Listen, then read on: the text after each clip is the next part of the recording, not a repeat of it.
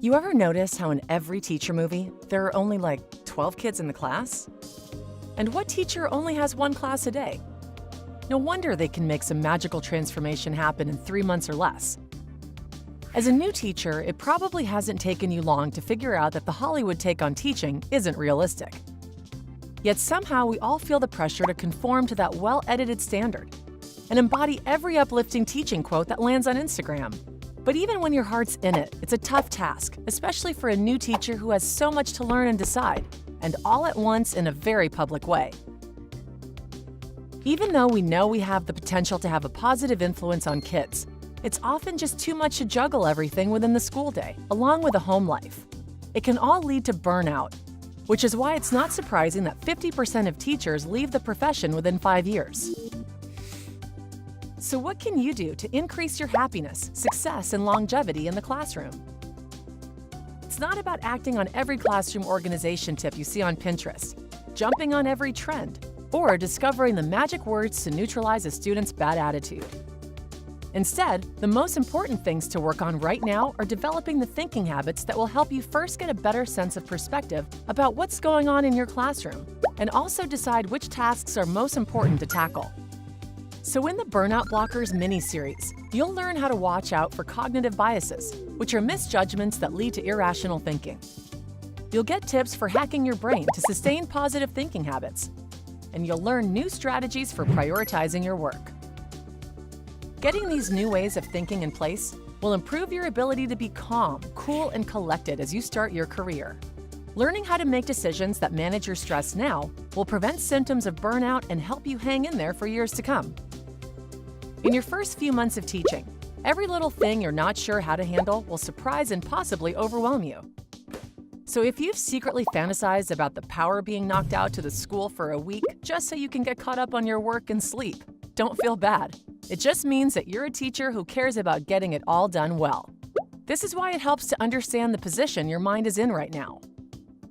Back in your college classes, you probably got A's on your unit plans and your My Philosophy of Education essay. You got great reviews as a student teacher, and you aced your job interview. It all gave you faith in your abilities. And there's nothing wrong with having some self-confidence. But be aware that these are the conditions that make it easy to fall into the cognitive bias of the Dunning-Kruger effect. Check it out.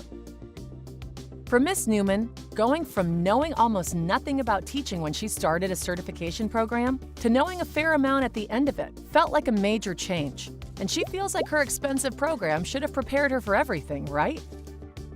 So when she got hired for a teaching job, she felt pretty confident. Truth be told, there's no way Miss Newman's college classes could have prepared her for exactly what she'd face at one particular school. Still, when she realized that there's a lot more to learn and practice, it felt like the bottom dropped out, and now she feels the opposite way, that she knows absolutely nothing, which zaps her confidence temporarily, even though these new experiences are actually helping her become more competent. She notices that she's comparing herself to other teachers a lot right now, which can be a thing that crushes her spirit, or gives her a way to look forward to the future. Think of it this way. Even though Miss Newman may have the exact same job description as Miss Yearsley, her super with it colleague who's been teaching for a long time, she just can't expect herself to have the same level of understanding about the classroom. Miss Yearsley, the superstar, did not walk out of college knowing how to start those few minutes of class, design a rubric, or deal with students' cell phones either, so Miss Newman shouldn't fret.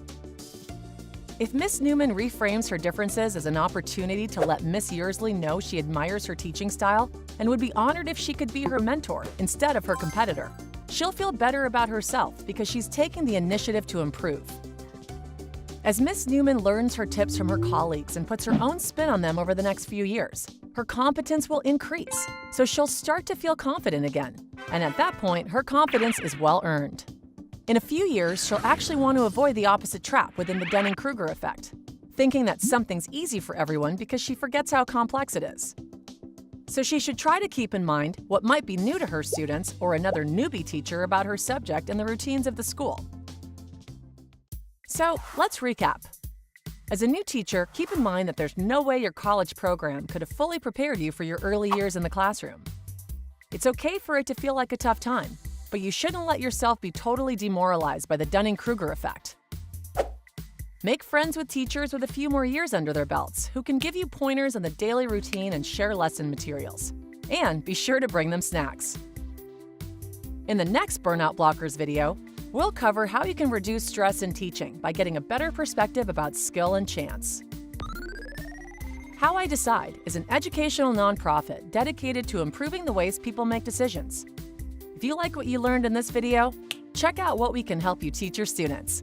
Our Habit-Wise and Mindful Choices programs bring positive structure to their daily routines to help them manage life's stressors and make better decisions. Go to programs.howidecide.org to get free access to the lesson materials.